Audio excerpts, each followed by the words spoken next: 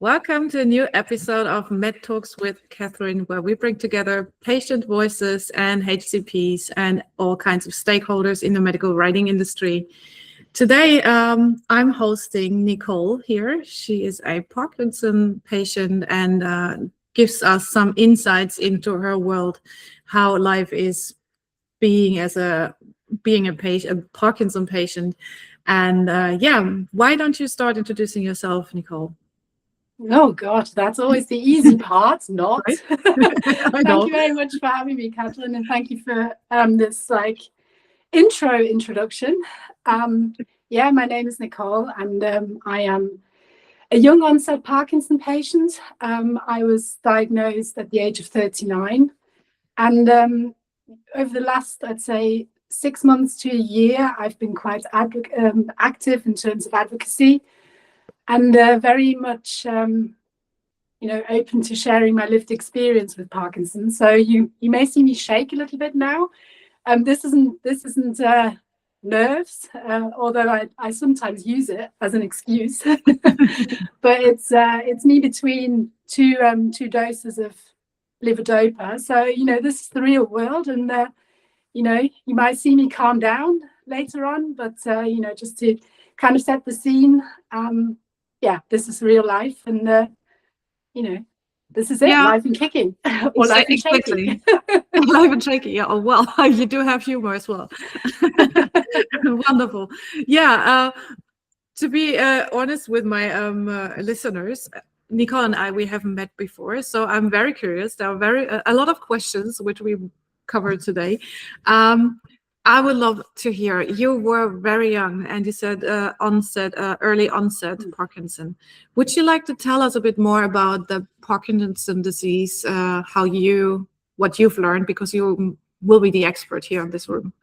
I'll probably start with my journey, because I think that's it's probably quite important. How I was diagnosed. As I said, I was diagnosed 10 years ago.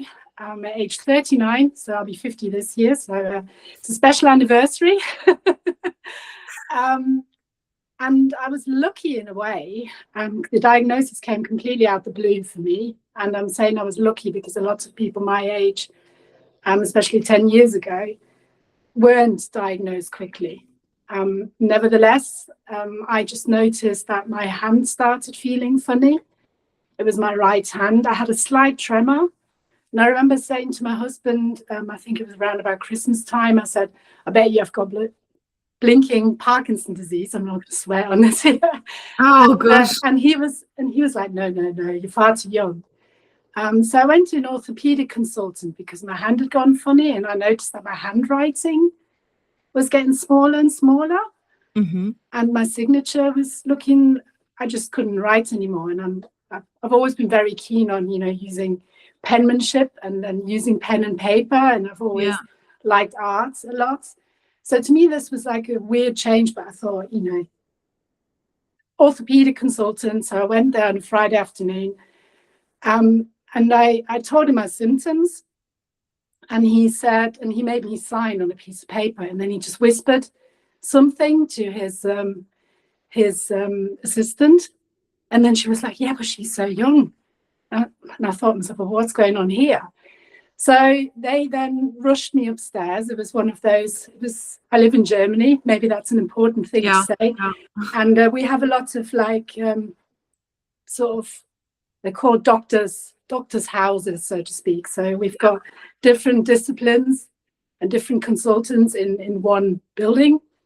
So I was rushed upstairs on a Friday afternoon to the neurologist, who made me do a few tests, and then, faster than other people get a drive-through burger, I came away with the life-changing diagnosis, words saying, you have Parkinson's and you're very young. And the second most impactful piece of the message was, we won't tell anyone. Now, I read that in your PDF files. I was going to ask you about what does that mean? Yeah. Well, I think in hindsight, he's only 10 years my senior. So, when I was 39, he was the age that I'm at now. And And he said, I mean, he was very experienced, but obviously with older people. I think I was like the first one with young-onset Parkinson for him. Yeah. So I think he was going to tell me, or meant to say, that he's so good in terms of, you know, getting me set up on medication that nobody would notice and I wouldn't have to tell anyone. Wow. But okay. to me, it left like a real stigma. You know, in the beginning, I didn't think this was something to be ashamed of. Yeah. But because he said that, it really resonated with me and lasted, to the extent that I tried to hide it for nearly a decade. Wow. And only had my coming out last year, you know, where I've openly spoken about it at a conference. And there are still people in my family who don't know. Wow. So friends and family, some of them who I'm not in like close contact with, they don't know. So there you go. And all this due to this sentence. Yeah. And I mean, there were a few other moments when, you know, sort of like when the initial shock had waned, that I went to see him again and said, oh, I've got to get used to my friend Parkinson, you know, trying to kind of like humor it a little bit. Wow. And he was like, he will never be your friend. Okay, well, I'm not going to talk to you about anything. You are a positive person, right? Yeah. And I mean, I'm still with him, ironically, but I think part of it is because I want to make him feel bad. No, I'm joking. He's a very good neurologist. To give him his dues, he did manage to medicate me and managed to make me stay off levodopa for nearly 8 years, which is a long, long time. Yeah. But I'm on levodopa now and I'm experiencing the joys of on and off. So there you go. Levodopa is, for those who don't know, I mean, I don't know whether we need to explain a little bit more about Parkinson. I would love that. I would love to kind of go a bit back and explain. As you said, you were very young. It's not normal. It's not. It's becoming more normal, unfortunately. Yeah. And I think there's a dark figure as well that we kind of forget or tend to forget. Maybe why don't we start like there's like kind of like type 1 and 2 diabetes. There's the Parkinson for young people, if we want to say so, and the Parkinson that is more often more common. So essentially, Parkinson is classed as a motor disease.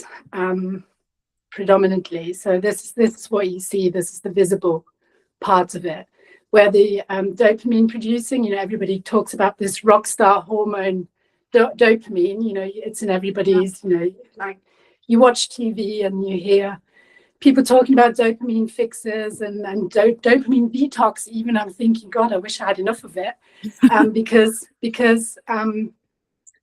I forget the statistics now and I don't want to say anything as inaccurate, but basically by the time you're diagnosed, and the vast majority of dopamine producing cells have already died, and they don't grow back, so to speak, even though there's apparently neurogenesis where you can do certain things, they think that you can do certain things to help at least slow progression, if not reverse it, but there's still no cure for it. And it's got a very interesting catalogue of symptoms Parkinson has. So I mentioned it's the motor symptoms, which basically mean, you know, your dopamine, there's not enough dopamine in your body to make you move as other people. So with me, I have the tremor dominant variety, and hopefully not genetic. I'm not sure. I've not done the genetic testing. I'm too nervous about finding out whether there is a link. But you know, it's also related to a lot of invisible symptoms. So, you know, visible includes tremor, slowness of speed. So you begin to move like an old person. Yeah. So basically you can imagine, you know, going to bed young and waking up 20, 25 years older the next day. You know, this is what it feels like. And now they've got on and off periods, you know, it feels like that during the day as well, you know. I can feel 39 and I can feel, you know, 89. Wow. the same day. May I ask, is that that you get slower, is that due to the lack of strength in those moments? Or is it just that your brain says your legs to move and it takes a lot of time to go down to your legs? No, it's literally, it's this mind and body connection, isn't it? And I think there's nothing more obvious than, anybody who doesn't believe in mind-body connection should study someone with Parkinson's, because it's just so obvious that there is this direct connection there. I think firstly and foremostly, it's like a chemical thing. So literally when my medication wears off, I can talk about it a bit later on, maybe give you an example of how I, travel into town, where I can walk normally, briskly, and then all of a sudden I slow down from, let's say, 7 kilometers an hour right the way to 2 kilometers an hour.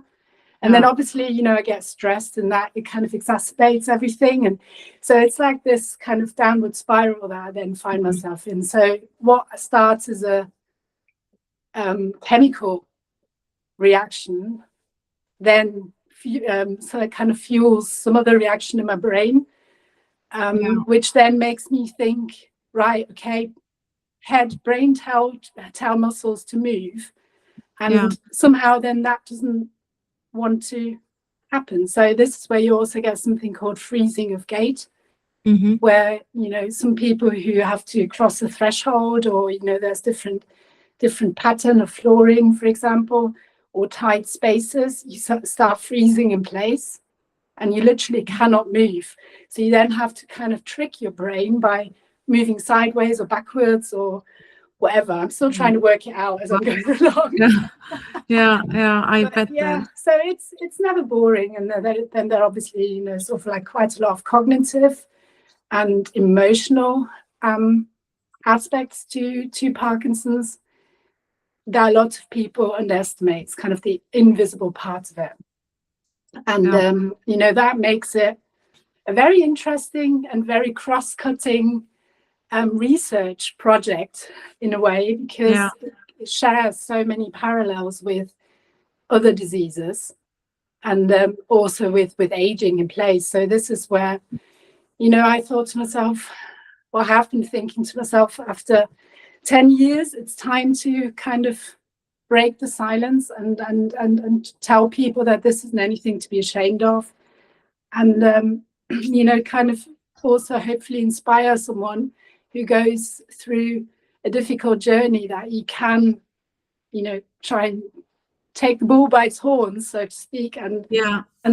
try and find some empowerment in this thing. So this is what I'm trying to do. So, but I'm very early on in my journey, in terms of kind of doing the advocacy part of it.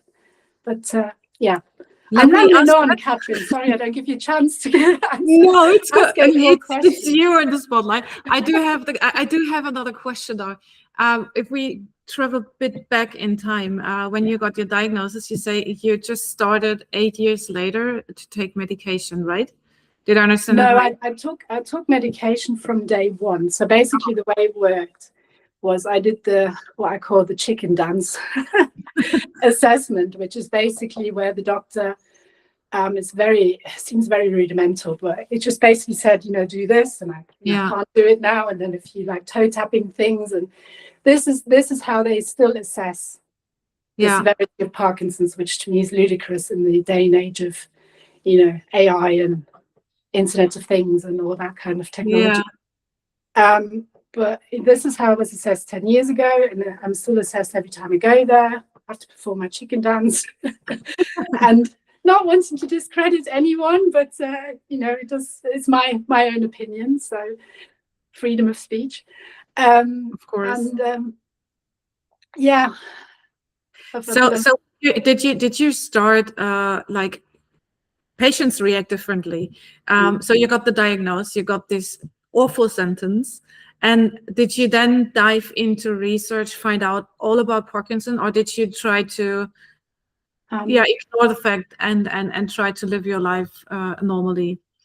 To be honest, I started very nervously. This was obviously pre-ChatGPT and everything, but the temptation to Google it was still very strong. so I started Googling it, and I was immediately confronted with sort of life expectancy, death, death with Parkinson, life expectancy. I mean, these were literally the first things, and I just came away with such an emotional load, because it's a neurodegenerative disease. That means it's going to get worse. So the brain cells continue to die off, and this is why you have to keep pace with exercise and keep pace with medication, to make sure that Parkinson's doesn't outrun you. In the end, it outruns everyone, because I mean, we all die in the end, but I think you die with Parkinson's. But back then, you know, I was 39, I had 2 young kids who I had to then pick up after my drive-through diagnosis. I had to pick them up from their swimming lessons. Gosh. You know, I remember sitting in the car thinking, okay, did this just really happen? And I was like, I remember my neurologist even had like a young blonde intern with him at the time, and the shock on her face, you know, it was kind of like other people's reaction that made it somehow worse. Yeah. And so I quickly stopped the Googling. And then the other piece of advice that I got was like, don't tell anyone. So I did tell my husband when I came home. He was the only one who knew. Then reasonably early on, we told our daughter. But my son, I mean, he's still kind of, he was only, God, how old was he? I'm trying to do the maths. Must have been 9. If he's 19 now, you said. He's 19, yeah. Thank you for doing the maths for me. Welcome. Thank you. Not so good at math. He was only 9. And I think we kind of decided not to burden him too much with it. I mean, I think he knew there was something wrong, but he is holding it against me now. You know, saying, why didn't you tell me? And, you know, as a parent, you always do things wrong. But it was I was just going to say, yeah, either way, you just do it wrong anyway. Yeah, he says it when it suits. No, I mean, he's lovely. He's really, really supportive. And it's obviously not easy for the family to kind of be involved in this as well, because for every person with Parkinson that you meet, you can add another 10 people who are directly affected by it. Yeah, I think that goes for every condition, every chronic condition, right? Exactly. Yeah. So I'm not, you know, I don't want to disregard any other chronic conditions. But no, that's not what I meant. Yeah, I know you do, but you didn't. But I just want to clarify that. Yeah, you know, I don't want to belittle anyone, and I know there are very many challenges out there. And I mean, I've grown up. My father was diabetic, and he passed away 2 years ago, and he was like complete care. You know, so then, you know, obviously I had children growing up, my dad who needed care.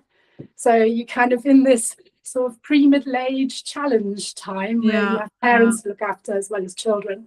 So I kind of carried on, you know, and I did tell my last employer when I started a job, I did tell them, but there was just a lack of understanding and a lack of, you know, it was almost like taboo, you know, you don't talk about it. And it resulted in the end, because I didn't get it's a long story, but I didn't get the flexibility I needed with progressing symptoms. You know, I wanted to do more home office, and which had been agreed in the beginning, but then they kind of backtracked. So long story short, ended up What kind of job did you have? That was another question. It was a innovation job. So I worked very much in technology and innovation, and it was essentially an office job. I didn't have to like travel anywhere or anything, but it was just making it difficult to kind of carry on as normal. Was that in Germany already? Yes.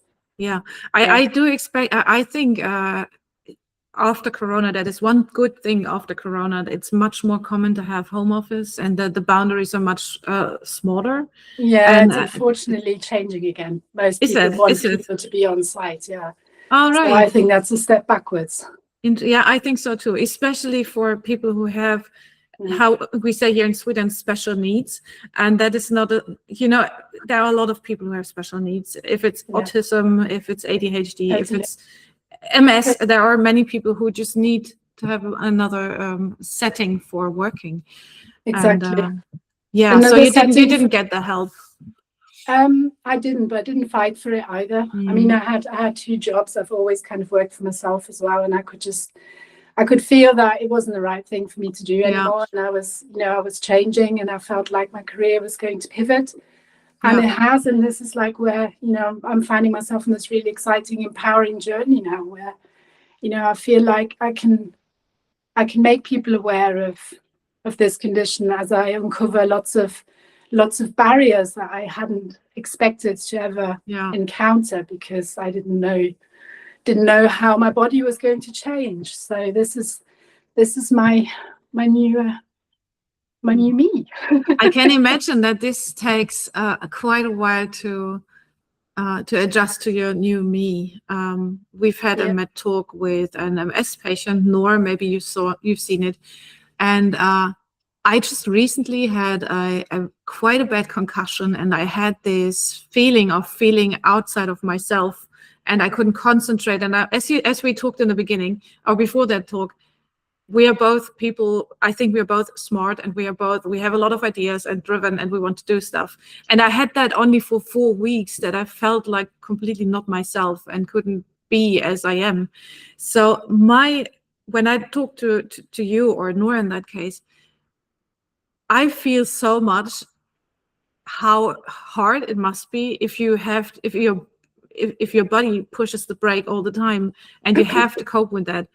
I wonder, how did you adjust to that? How did you start accepting that you sometimes just need breaks? With difficulty, and I'm not sure I have accepted it, because I am somebody. The song by Alanis Morissette, isn't it ironic? I am or used to be an absolute. My husband, according to my husband, absolute control freak. I wanted to control the situation, like probably a lot of us do, and I kind of felt that I could be in charge of my life, and I could kind of.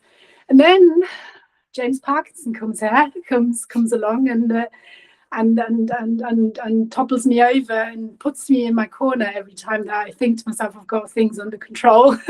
It's like, oh wait, no, I'm here. So I'm calling him a he. So I like men, so don't worry. I'm not. I was just going to say.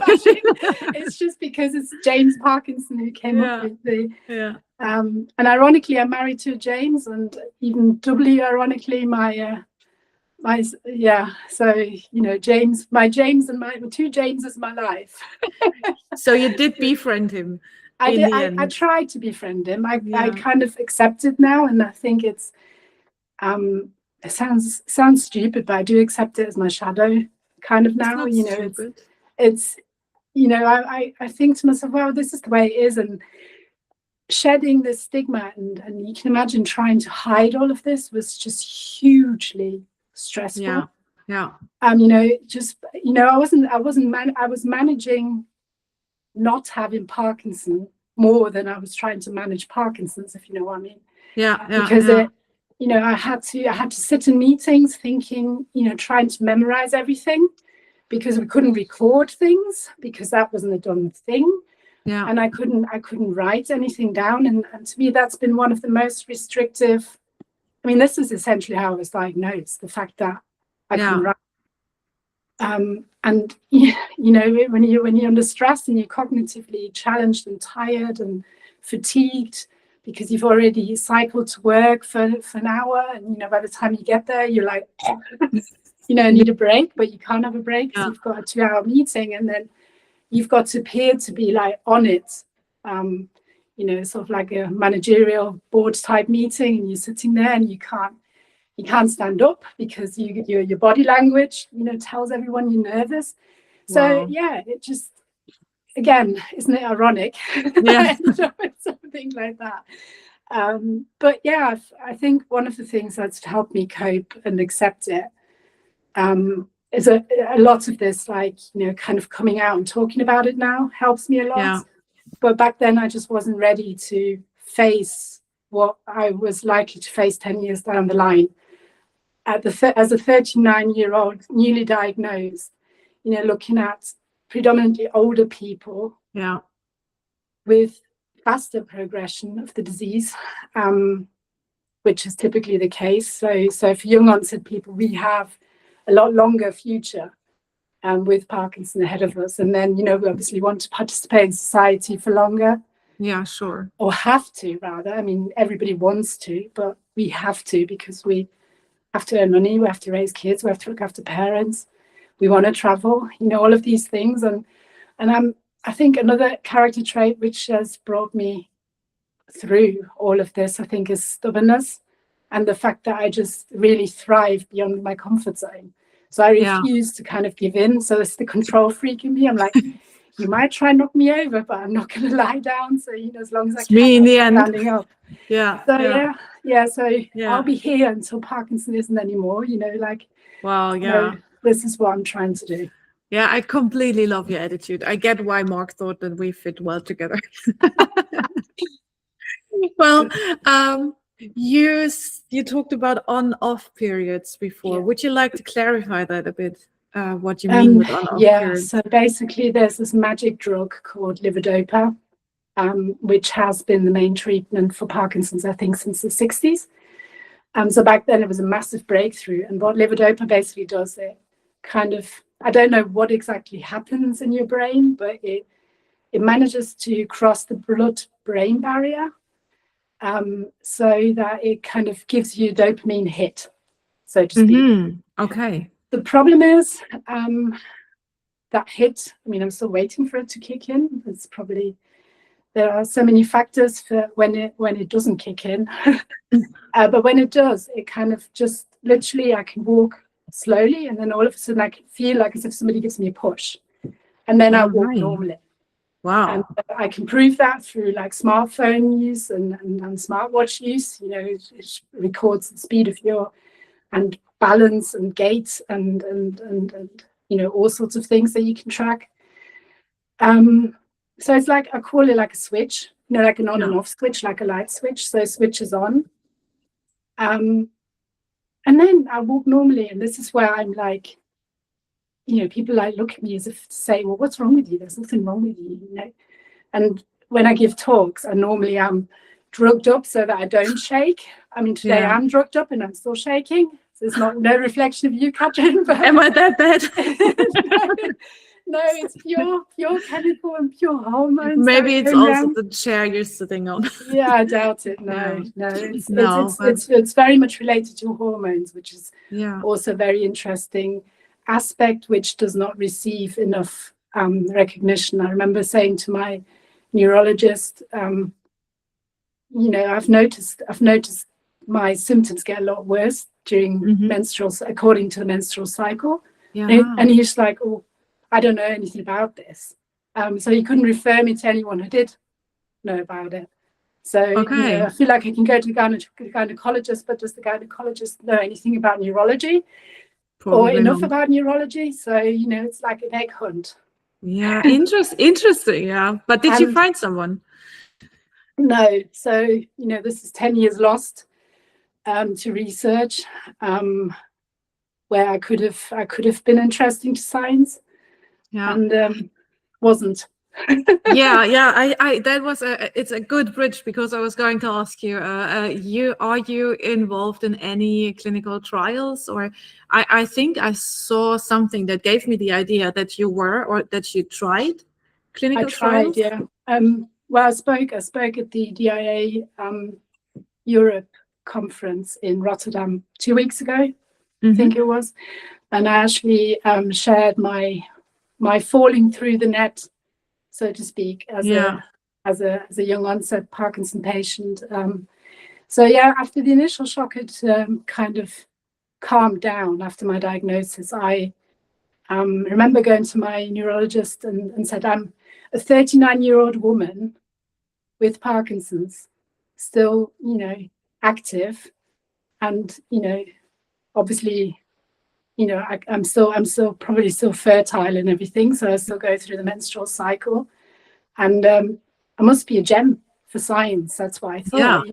There are not many people my age either diagnosed, lucky enough to be lucky enough to get a quick diagnosis, and which I think can actually put a lot of strain on people. If you don't know what's wrong with you and you can't have the medication, at least definitely. He gave me the magic pill, and all of a sudden I was running 10K each day. It was fantastic. Are you But then- serious? yeah, I'm serious. He gave me Wow. after my chicken dance assessment. He gave me he gave me levodopa for 2 weeks, and he said, if that works, then chances are you have Parkinson's. Oh, Um, okay. And so I didn't want to have like a wrong diagnosis, live with the thought of having Parkinson's and not being it. But he gave that to me, and I felt so fit Wow. that I was literally running. He also told me exercise is the most important thing you can do with Parkinson's. And I was running 10K each day. So there's no way that I could do that now. It's impressive. But, I can do that only on yeah. a really good day. But interesting. Yeah, So physical training is something that you could do to slow down the process? Yes, apparently. But it's also supposed to, well, you have to do, tricky thing is you have to do cardio quite a lot. So if you don't like sweating, you're in trouble. I don't like cardio. It's just boring. No, I think the main thing is, find something that you're really interested in, that you enjoy doing. Yeah. And try and do that. I mean, I've always enjoyed dancing, for example, but I'm finding that difficult now because, if I tell my legs to move and they don't want to move, it's quite frustrating. Weirdly, I found reaction-based sports really still work. Things like tennis, table tennis. Really? Okay. Yeah, that's interesting. But yeah, I'm struggling to find someone who wants to play with me because I'm too good. Sure. Yeah, I know that problem. No. But sorry, I kind of digressed. I wasn't answering your question about the clinical trials. That's probably well, you did. You said you tried, but you haven't yeah found someone who was going to put you in a trial. Yeah, but maybe one other example that I just want to give you, because that kind of ties in with communication quite nicely, I think. Yeah. Was I found a trial early on the internet where I could kind of stay below the radar and stay anonymous, because the stigma that I was given through my diagnosis kind of also affected me participating in research, because I felt kind of shamed. And, it was like one extra thing on my to-do list, which I just didn't get around to. So I found this online study, which is quite a comprehensive one and very good, probably. And involved a number of study visits over the years, a long-term study. But again, I was newly diagnosed and I was faced with questions, do you have problems with personal hygiene? Do you have problems getting dressed? And, then I said, is this what I've got to look forward to? And I basically abandoned. And I only returned 2 or 3 weeks ago. And sadly, a lot of the questions now I can answer. But, that's 10 years down the line. So maybe a message there is, do we have to rethink the way that people are guided through these surveys? Yeah. Thank you. That is very valuable for my listeners who are medical writers and medical journalists and translators, because I think that is something that those who create those questionnaires don't have in mind, that there are also very young diagnosed patients in those, and that it might be frightening to have those questionnaires. Yeah, not just frightening, it's like off-putting to the extent that you abandon the trial. And even though it's anonymous, you kind of still know that this is you, and it's the emotional load it's like anything with experience. If you have negative experience, you kind of tend to stay away. Absolutely.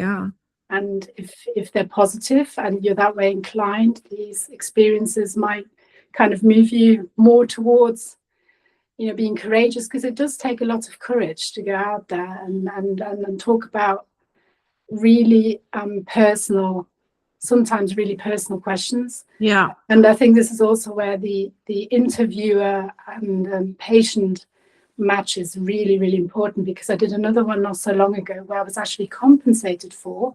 So I got some money, and my husband did as well, which sweetened the bitter pill, because a lot of the time you're kind of expected to do this for free. Yeah. So you're opening up, making yourself quite vulnerable, and don't even get any recognition in terms of, you might get a thank you email, but you don't get any results. So you end up in this, you end up in this black box. You don't know what results you've, you know, how you've contributed, and, you know, was this worth you kind of laying yourself bare? Yeah. And I had this poor male interviewer who clearly felt very uncomfortable asking me quite intimate questions, which in turn made me feel uncomfortable. And yes, I was paid for it, but, you know, that paid for nice me, laugh me, my husband. But yeah, so maybe that's another delicate situations from my experience, which may inspire some of your listeners. It's definitely extremely interesting, and something that I discuss questions like that also after MedTalks with my colleagues, and also Mark. We have another group where we work together with clear communication, and also it's not just what we say, it's also how we say it. Like when you say you felt that he was uncomfortable, that is body language. That is nothing he said. He doesn't say I'm uncomfortable, but you feel that, and then you are uncomfortable too. You mirror that. Yeah. So there's a lot of nuances in communication in general, and medical communication. Yeah. It's very delicate very often. Yeah, and I think certainly a lot of the people that I've had communicating to me in the medical field, because I said that I was taking levodopa for 2 weeks and then my doctor took it away again, but I didn't want to just rely on drug evidence. I went for a so-called DAT scan, which is where they give you like contrast stuff and then put you in the tube to see whether you're in the substantia nigra, it's called, whether the dopamine producing cells have indeed died. And I went to the scan, obviously, you know, thinking, okay, this is make or break, you know, this is going to confirm whether I've got it. And I remember this woman coming out saying, "Oh, congratulations, there's no doubt you have Parkinson's disease." And did she say that? She did, no word of a lie. And I can tell you so many stories where I thought, you know, have you learned to actually communicate with a human being? You know, there are these people who, like, from a medical point of view, these people I encountered who were brilliant from, you know, medical point of view. But human engagement, absolutely shocking. And I was like, I mean, I'm usually not lost for words, as you probably can tell. But there, my jaw just dropped, and I went, "Did you just say that?" But she did. Wow, and I can tell you so many other things from like pharmaceutical or pharmacy staff right the way through to bedside manner, terrible. And a lot of people with young onset who I've spoken to since have had similar experiences. So that makes me wonder whether people actually have enough training in that regard. You know, do they know enough about Parkinson? Or enough amount. I mean, we keep hearing that from patients, that they keep having the same experiences as you have. And I, as a nurse, I was always between doctors and patients, and I always had to translate the doctor language, which is why I'm so passionate about patient-oriented language, and also this empathetic. Mark, we are again empathetic. We keep wondering if that is a word, but I'm using it. So empathetic language is so many doctors, as you say, the most brilliant doctors can't communicate. They can't be social, like social intelligence, just like 0 or below. Yeah, or they're kind of so stuck in their medical thinking that, you know, to them there is no translator bridge. So this is why I think lived experience is just so invaluable. Yeah. You need to speak to people like myself, or, you know, people like your last podcast with diabetes, and you need to really get under people's skin. And yes, this is my subjective experience, but it's the real experience. It's the real one. Yeah. I have had and continue to have, and it's valid. Absolutely. And it's real. Yeah, it's real. Something that needs to be in the mind of writers, of doctors. But you know, I do also understand the doctors. They have a lot of pressure. They don't have time, and they see that maybe the 10th time a day, and then they just kind of build walls, because if you let everyone very close to you, then it is such a fine grade to not be too empathetic, so you break yourself under all the trauma you experience, but not be a cold someone.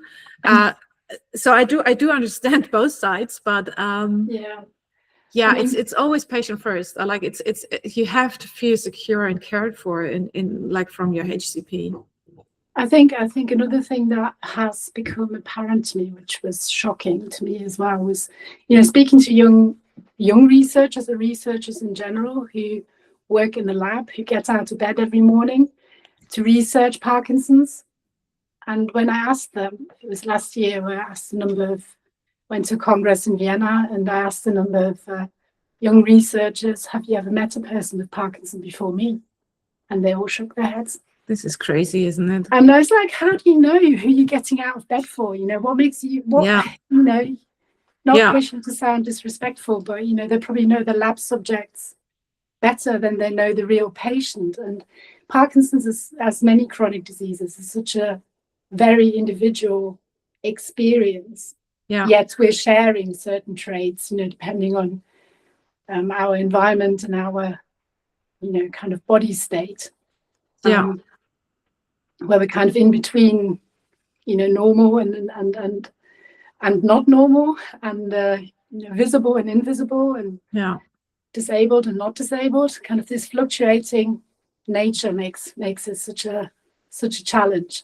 Yeah, I get that. I don't think that is, a lot of systems and a lot of even trials are designed with a static patient in mind. It's designed for that.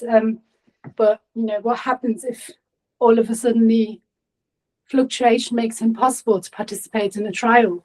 What happens if, you know, you kind of, I work a lot in a kind of working out the space between systems. So the two systems I'm looking at the moment is built environment and healthcare, and how they connect or how they don't, and, you know, how they kind of leave gaps in between and leave people behind. So, for example, if I have a hospital visit, you know, it's obviously a stressful day, but I have to navigate the built environment first in order to get there.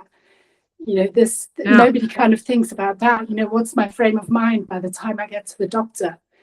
And I've been given a number of talks for the architectural community in terms of, you know, showing the gaps in the built environment that leave me behind because of my fluctuating ability or disability. But also, you know, in terms of clinical trials, you know, how come I dropped out the research net, so to speak? How come I dropped through the cracks? And, you know, what could have been done to keep me? You know, I mean, this not is very, to lose a decade of data. You know? Exactly. This is so important because on the other hand, sponsors are always complaining that people don't stay in trials or that they don't even start trials.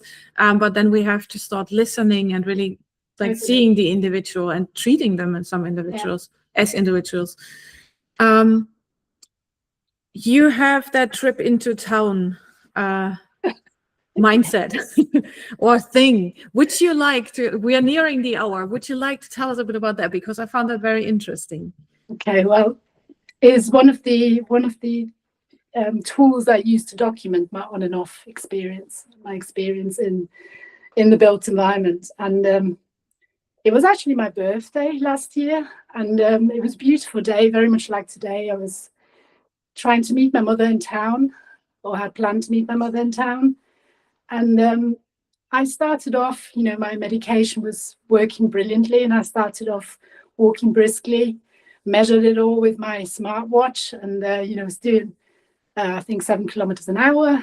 And with the spring in my step, you know, it was, you know, using public transport, everything was fine, you know, navigated there. It sounds ridiculous because it's only a very short trip into town. It was like 20 minutes using Munich's very well thought out multimodal transport system. So it all worked brilliantly. So I celebrated a small win. It was nice and warm. It was a beautiful September day. But then I got into town and something flicked, and that was the switch. I hadn't planned ahead enough. with my medication, or I'd not worked out the patterns enough. I still am trying to work out the patterns, when it works and when it doesn't. Anyway, all of a sudden I felt it kind of like a depletion of dopamine, which resulted in me walking slower and slower. And I thought to myself, uh-oh, I know these signs. Someone's got his finger on the switch and it's going to flick it. Oh God. And that's what happened. And I thought to myself, I really need somewhere. It was getting hot.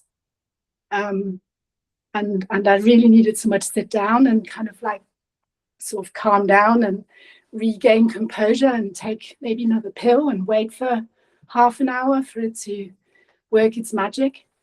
But the only seating I could find was like right in the middle of the pedestrian main shopping area in Munich, which didn't offer any privacy at all. Yeah. And incidentally, it was very, very open. And, you know, when you shake and you think to yourself, this is the stigma, and a lot of people have been thinking that I must be intoxicated or drunk or waiting for my next drink. Oh God. This is the stigma that's still, because most people, if they do know about Parkinson, they think it's old people only. Yeah. And it's getting easier now that I've got a few more wrinkles. You know, people kind of assume that there's something. So it's a good thing you're getting old. It's getting easier. I'm armed with 10 years of experience. Oh God. To kind of read other people's reactions. No, but anyway, to return to this particular experience, that's made me kind of realize that there is something I call like a stress spiral or stress vortex, which kind of picks up all the stresses that you find. So, you know, the psychological load of having to hide my symptoms, the stigma, so that's the emotional side of things.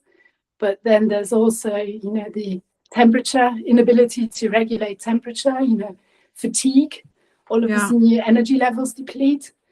And the really tricky thing is that all makes the symptoms get worse. And in the end, actually, with rising cortisol levels, makes the drug efficacy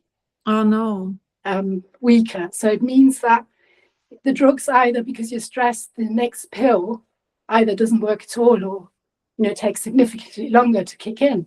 Oh no. So it's again, that's like resulting in a downward spiral, basically, you know, where I found myself ending up in a disabled changing room, because I went into this department store thinking I'm seeking refuge, trying to find somewhere private to sit down, which I did in the end. But I was just met with, you know, sensory overload. All of a sudden, glare, noise, all of these things that I'd never experienced, that they bothered me before.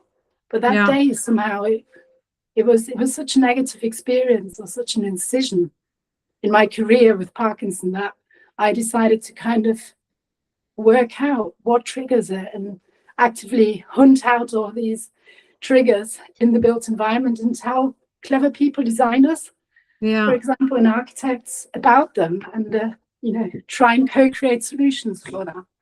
So so in a way, my neurologist gave me a fantastic opener with his diagnosis. And I mean, to be fair on him, he's a brilliant neurologist, and he actually apologized afterwards as well. You know, when I next came to see him, he realized that but I think he was just in so much shock himself, you know, because he'd never seen anyone so young. Yeah, so same as the blonde assistant, right? We can't blame them for their body language or for what they say. On the other hand, they're also humans, and exactly. Sometimes you don't have yourself under control if you're shocked, even as a doctor. Exactly. And I think that's another thing that a lot of people gave me the feeling that's like a death sentence. And I remember just meeting one doctor out of the blue, and he was the first one who said, "Oh, how is that?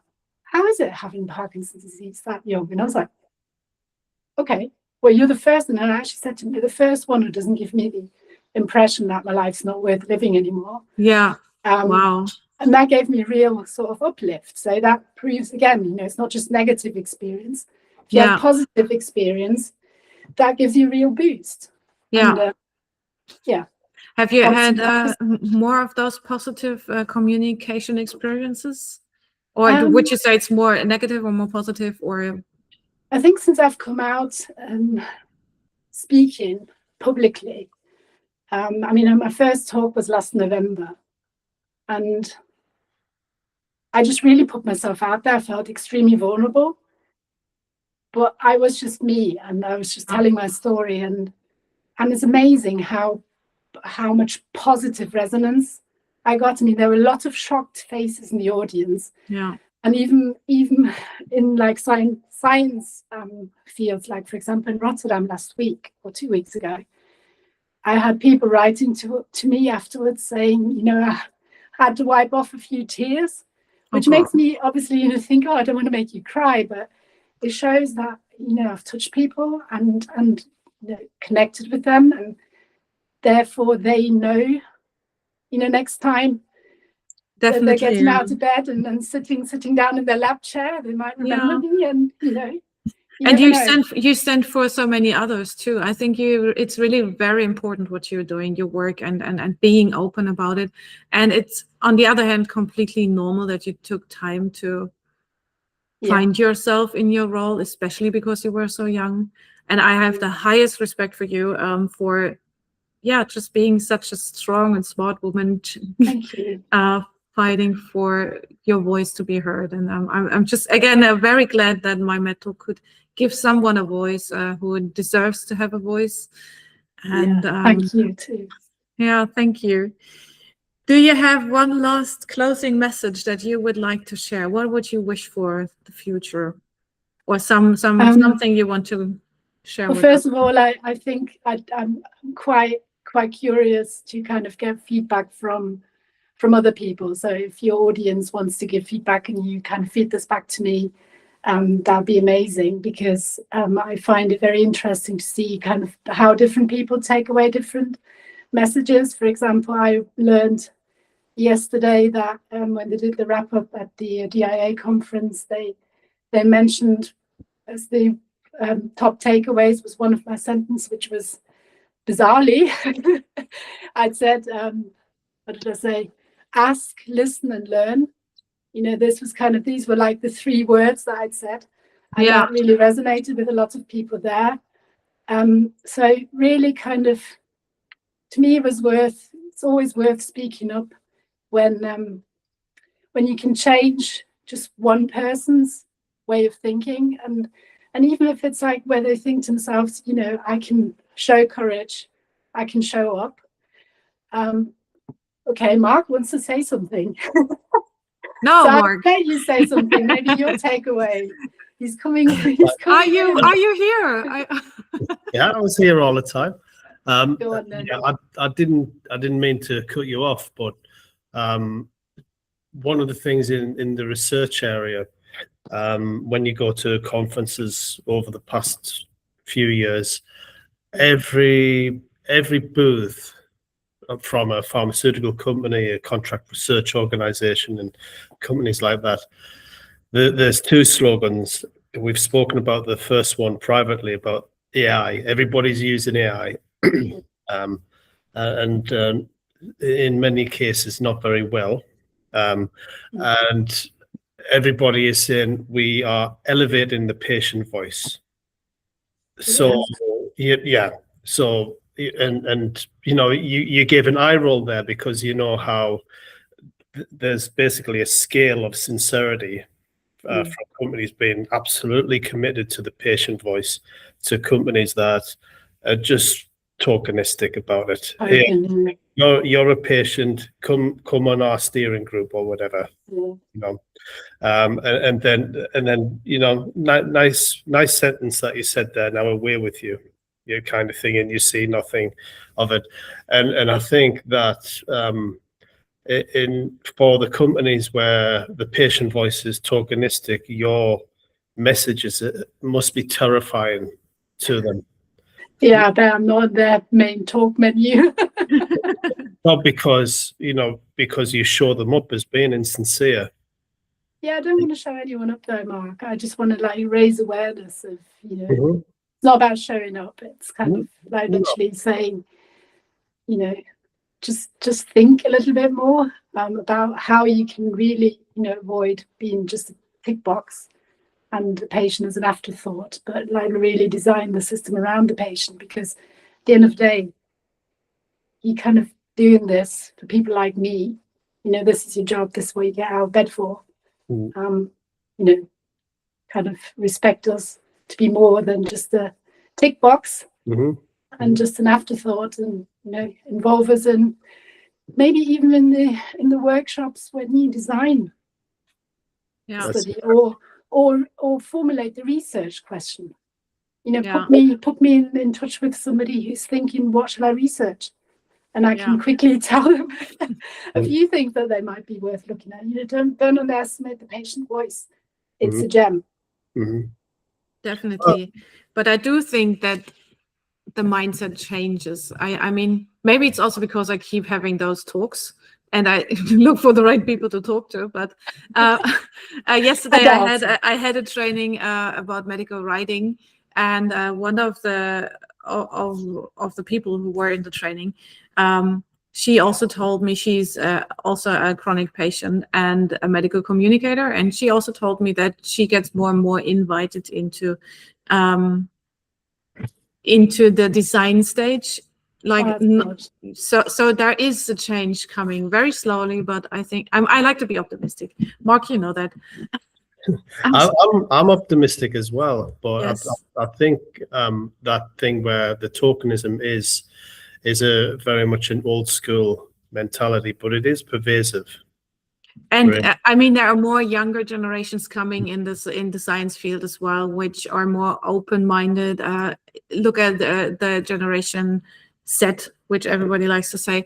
I think there are so many brilliant, very open-minded people in that generation, and they can change. They can move a lot in politics, in all kinds of community, and I have faith and I have trust in the new generations and old generations. There will be conflicts and stuff, but I hope that humanity will become more human again in the big community thinking, not just in clinical trials.